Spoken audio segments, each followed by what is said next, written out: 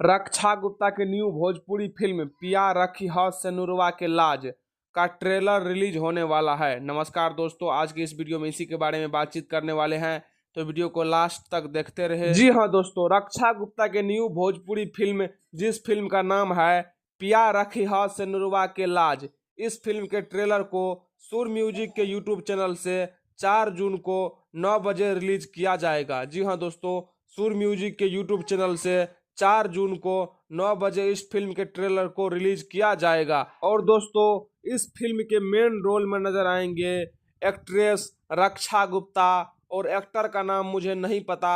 और दोस्तों, इस फिल्म में विनोद मिश्रा भी है। जी हाँ दोस्तों, इस फिल्म में विनोद मिश्रा भी नजर आएंगे। और दोस्तों, बताया जा रहा है कि यह फिल्म बहुत ही अच्छा और पारिवारिक फिल्म होने वाला है। तो कल यानी 4 जून को जैसे ही इस फिल्म के ट्रेलर को रिलीज किया जाएगा, तो आप लोग एक बार इस फिल्म के ट्रेलर को जरूर देखिएगा। हाँ तो दोस्तों, आप सभी को यह जानकारी कैसा लगा नीचे कमेंट बॉक्स में जरूर बताएं, और जाते जाते वीडियो को लाइक, चैनल को सब्सक्राइब जरूर करें।